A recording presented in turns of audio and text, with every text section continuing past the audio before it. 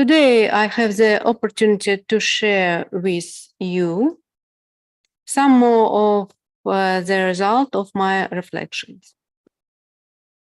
So, in the second part of my talk, we will continue to explore this history of Russia, its key moments. We will look in more detail at the quality of Russia's two capitals.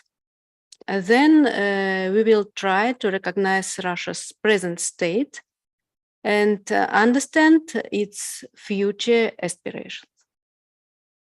I am supported again today by Uta.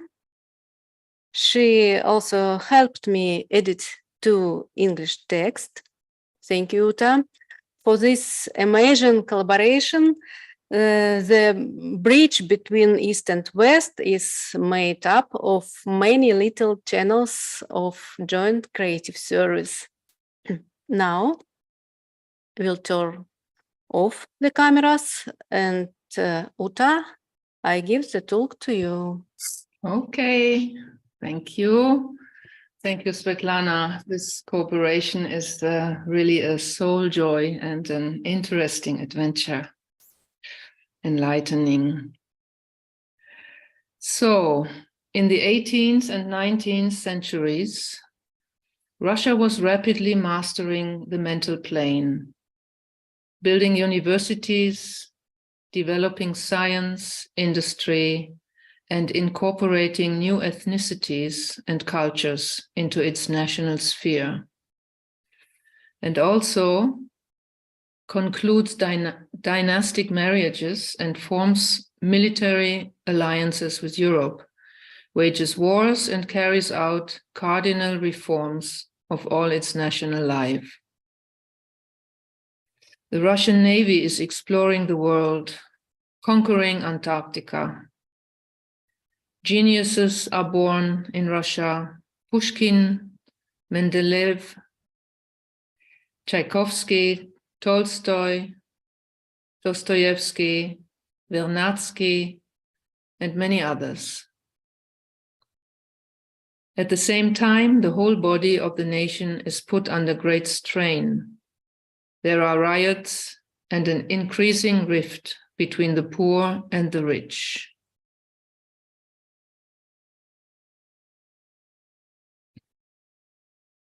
Look, by the way, at how the emblem of Russia highlights this period by changing the gold color to the black colors of the Western dynasties. Monarchical authoritarianism emphasizes the shadow side of the solar symbol, the dominance of personal life and the rational mind. So Russia, by force, coordinates its personality vehicles and becomes an empire.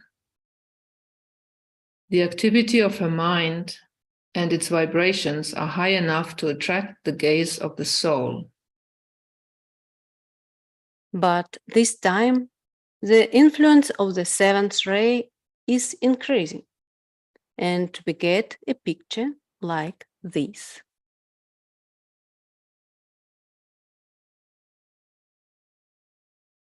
Russia, because of the deep ideal of community life inherent in its people, becomes very receptive to the ideas of the French Revolution and its spiritual seed expressed in the words liberty, equality, fraternity.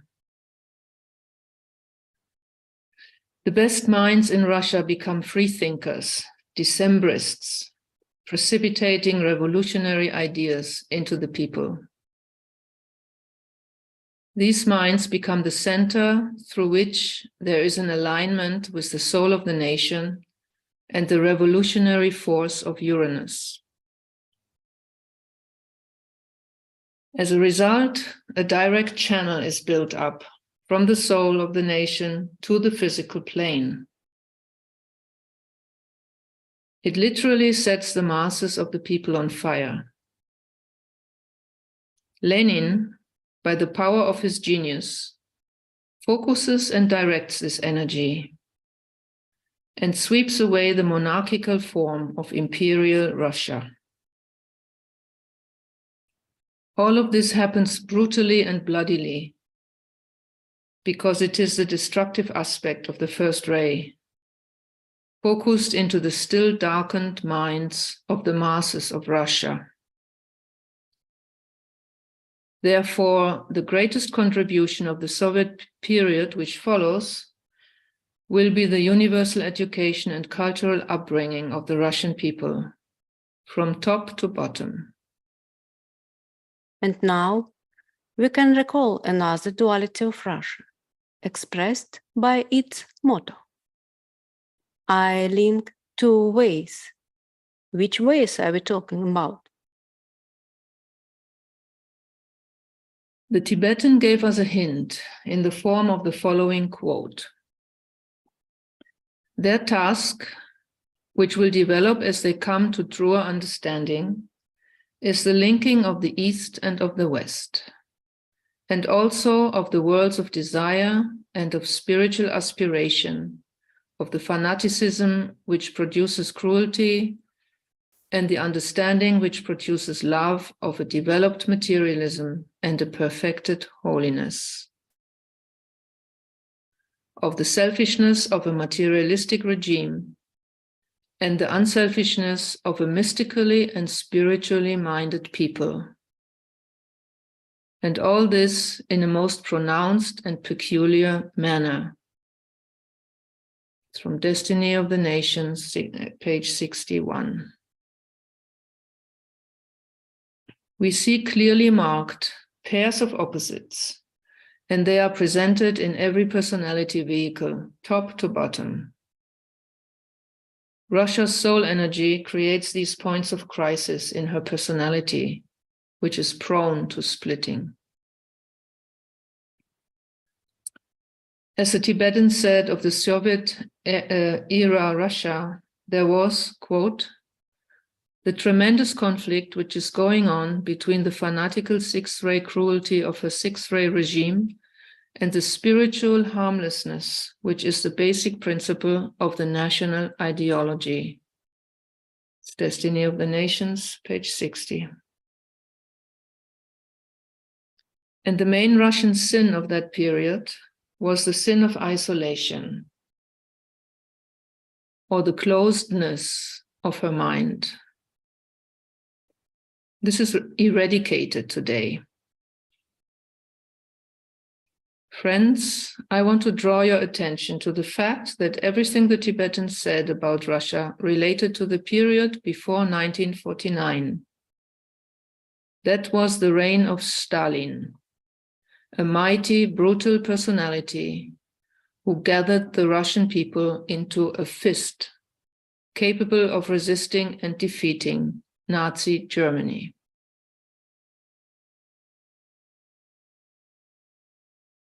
But then there was another 40 years of Soviet construction. When? When the inner life of the nation was focused on educating society and building the material order. High ideals were detached from the masses of the people and died in party formalism. Russia's personal ambitions have expanded, and as a result, it has created its own world political pole that opposes the West. This brought the world to the brink of disaster during the Cuban Missile Crisis. Russia's Leo personality drove itself into a cave of self-isolation and spiritual exhaustion, which led to the crisis of the 90s and the collapse of the thought form of the USSR. Nevertheless, it was Russia's first spiritual project as a disciple. It gained a tremendous amount of experience of inner construction. Religious life was temporarily rejected, and the task of educating the mystically inclined masses of the people came to the fore. The pole of the mind was to balance the pole of the heart. And the symbol of this alignment within Russia is the attitude of its two capitals, Moscow and St. Petersburg. It is obvious that Moscow is the heart center, the source of vital energy of the state form of the peoples of Russia. Somewhere through the Nizhny Novgorod Kiev axis goes the diaphragm area. And in the more southern regions, the activity of the solar plexus and the emotional life of Russia is concentrated.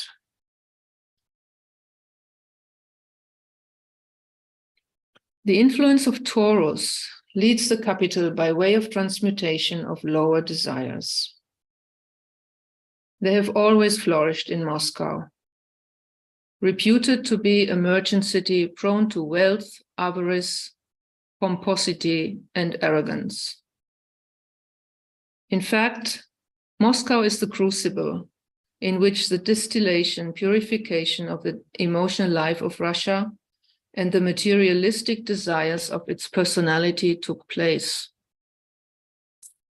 The capital's personality sign, Aquarius, is still manifesting the lower qualities of Uranus. Moscow has a tendency towards formalism, bureaucracy, and the glorification of its own formal nature. All this absorbs the vitality of Russia and also suggests that the heart center of Russia is still ruled by the proud sun, rather than the generous Jupiter.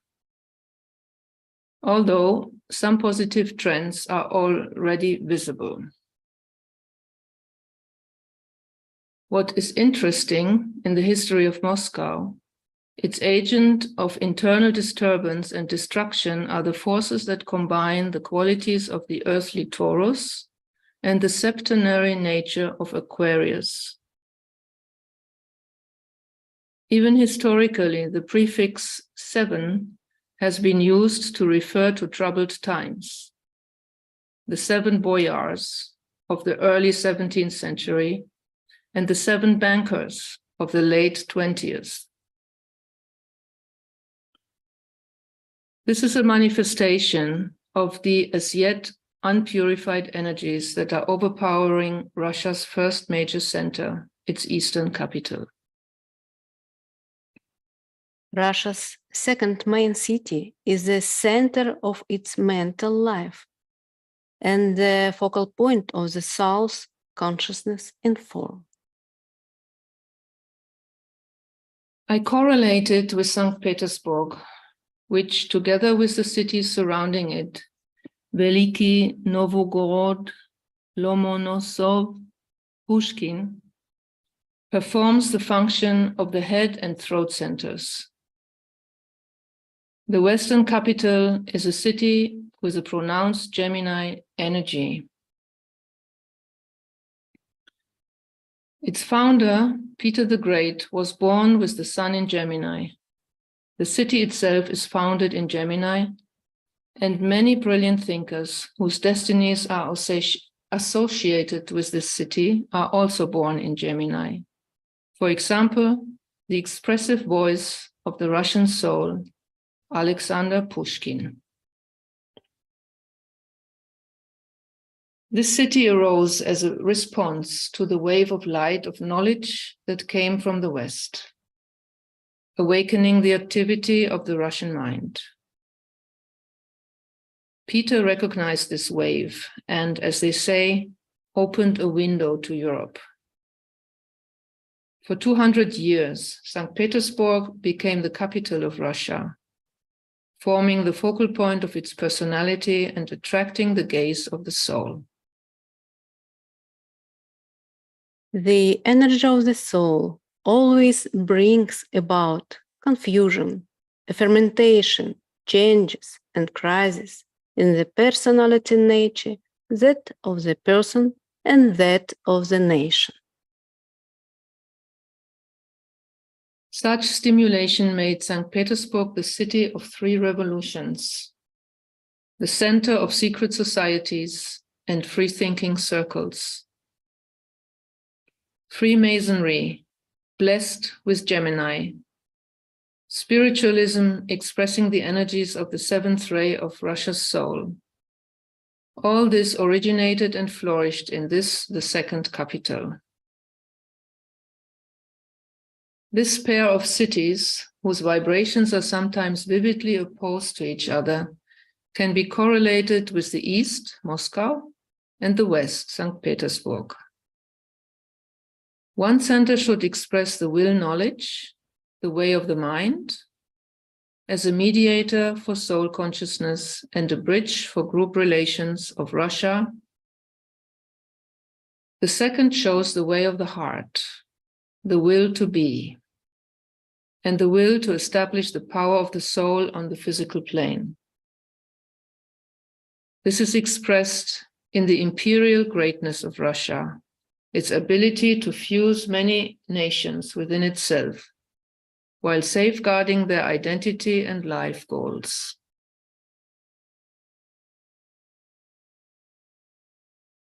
A proper rhythm must be established between these 2 center cities. A bridge must be woven, similar to when, at a certain evolutionary stage, a link arises between the main heart center and the heart center within the head center. Then a person or a nation acquires the ability to think with the heart, that is, to express the soul and serve the world, which is what Aquarius calls Russia to do. Rhythm, ritual, is the most important component for Gemini. The rules of the mutable cross, which represents all energy, except the 7th ray. The 6-pointed star has a focal point in the center, the axis of willed energy, through which there is vertical movement by balancing and organizing all other 6 energies. Isn't this the task of Masonic rituals? The West and its leaders, the US and Britain, desperately need this energy. And it is Russia that can be its source. Therefore, the desire of the West to zero out Russia leads them to chaos and slows down evolutionary processes, as we are witnessing now. So, 2 capitals, 2 etheric centers are the 2 focal points of the soul of Russia. And in the historical past, we see that the focus of consciousness of the Russian people fluctuated between these 2 centers. Sometimes there was a period of rational merchant Moscow dominance, and sometimes the capital was mental and mystical St. Petersburg.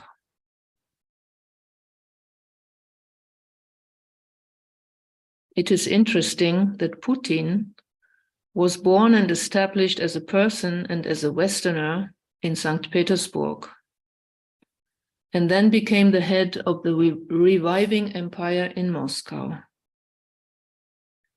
With this advent, Russia has a favorable opportunity to come into recognition of the role of the 2 centers and to make an alignment between them and establish the right rhythm.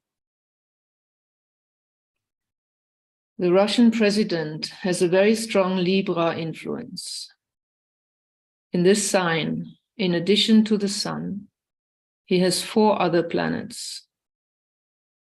And as we remember, it is Libra that rules the next stage after the opposition or discernment of dualities in Gemini. In Libra, the balance of the 2 poles is achieved. The opposing energies are then transmuted, harmonizing and rising to the point of fusion.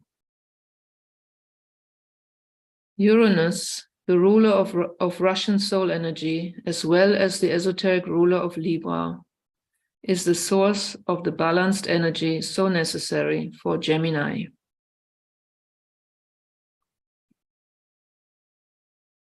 And Putin, as the focal point of the people of Russia, is a master of balancing. In these extremely tense times, he is leading the country to the internal state where it can give the world, both West and East, the necessary position of dynamic equilibrium and the establishing of right interactions. Russia's craving for the West, so evident after the destruction of the USSR, is only the compensation of the insularity of its mind. During the Soviet period of her reclusion, she was in search of some model that would express the idea of sobornost, of brotherhood, so precious to her soul.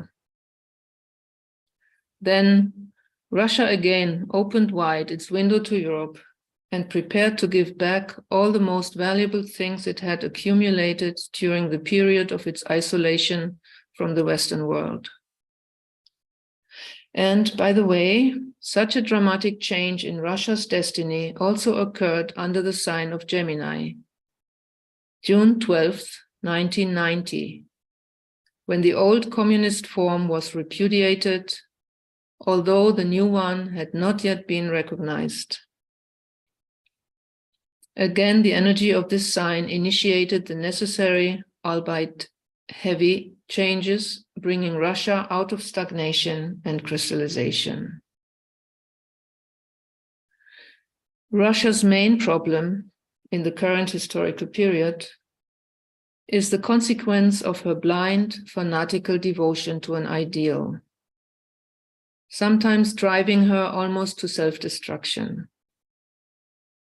This, of course, is the sixth-ray quality of her personality,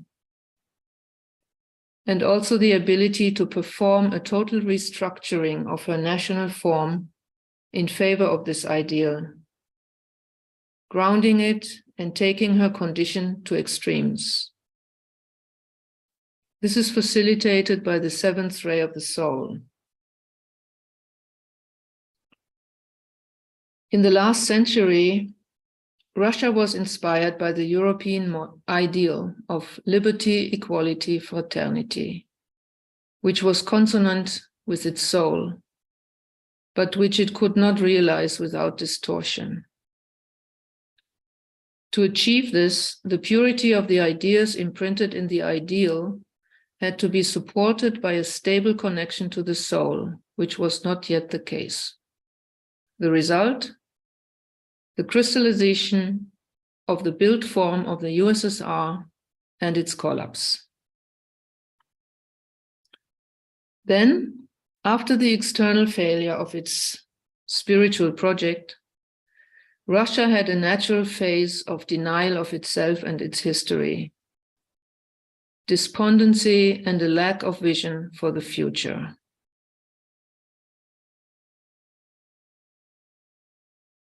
It was a crisis that could give Russia an opportunity to listen to its soul, to go through the pain and find new spiritual reference points.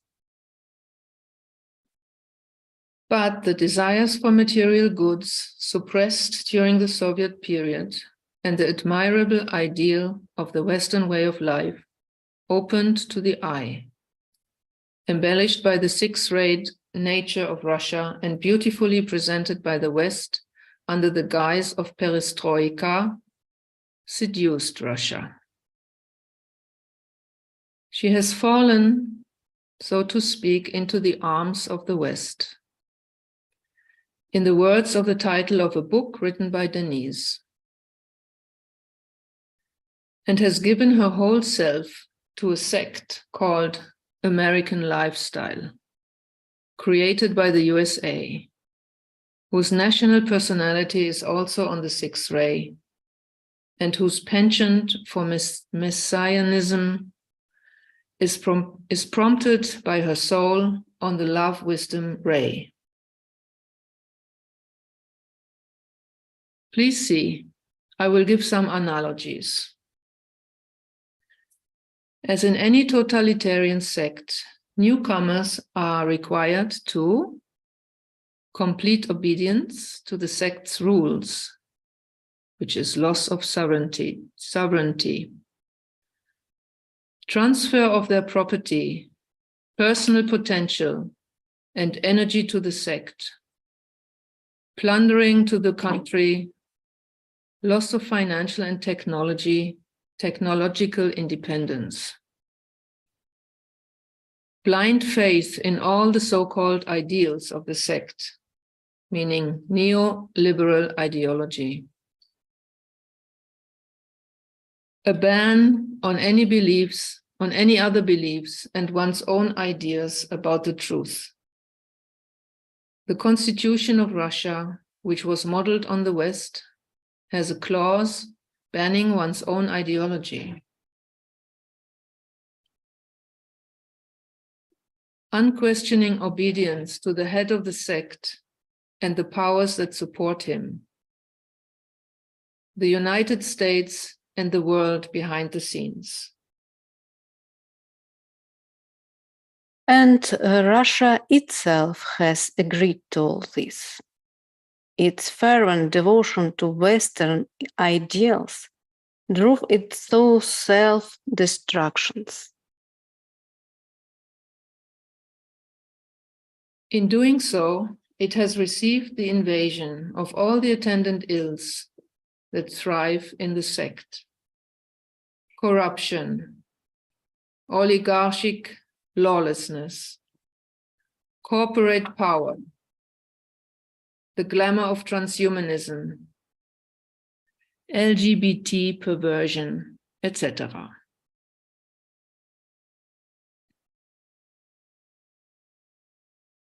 But it is precisely because of the situation in Donbass, the genocide of Russians, the atrocities, the destruction of cities, the burning of churches, the open hatred of the West and contempt for our legitimate requests that the people of Russia began to wake up and realize the abyss into which they are heading.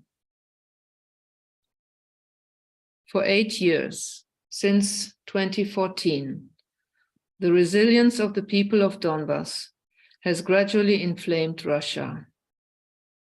Standing up for the weak and oppressed is the deep essence of the Russian people. Not to stand for oneself, for one's brother, for justice, for the truth, for God. This is a deeper and stronger ideal, formed in the centuries-old history of the Orthodox country. It has risen to the surface and caused a split within the national consciousness. After all, for many, the sect has already become home, the only way of life, and it's not easy to get rid of the morass. But today, Russia is leaving the totalitarian sect of the West. It finds itself quite robbed, disappointed in its former ideals, having lost its old friends and slightly rotten morally. But in the pantry of the soul of the Russian people are stored priceless gifts of her life experience. The sanctity of the Russian land,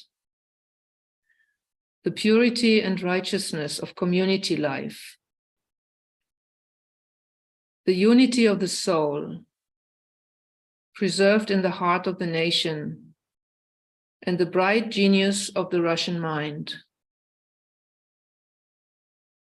All this will now be revived in the crucible of the battle for the right to be and express the fiery essence of Russia.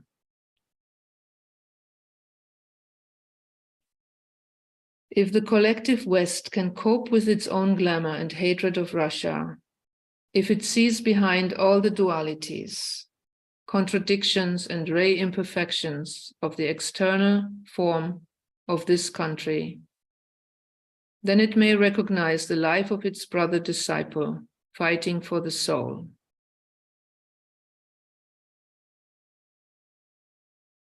You can also see that for Russia, the bridge between East and West is the bridge between her soul and personality, the mental plane and the etheric plane, Leo and Aquarius. This is the stage in the life of the disciple that the Tibetans said. Before the door of initiation lies the burning ground, which all disciples and initiates must tread. The Leo subject treads this burning ground with will and self-effacement. When he has reached full self-consciousness and mental integration, and when he has attained personality effectiveness, then he treads it, undeterred by pain. And it's Russia's voluntary fiery path as a disciple, along which she walks without fear of pain. If the West realizes the healing power of its own soul on the second ray and shows an intuitive group sensitivity to the soul feet of its brother,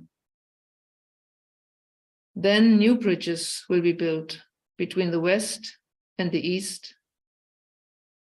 and the European, as well as Eurasian, Euro-American, and Euro-African unity will be able to be realized on the level of the souls of nations.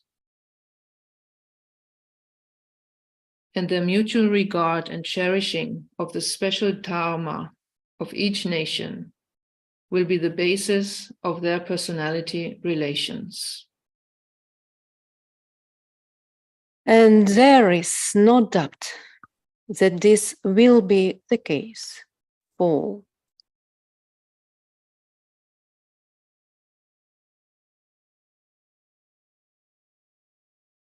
God is, time is, being is.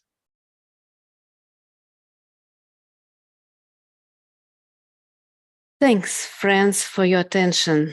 Thanks, Uta. Thanks to all who prepared this conference. I think you now have a better sense of Russia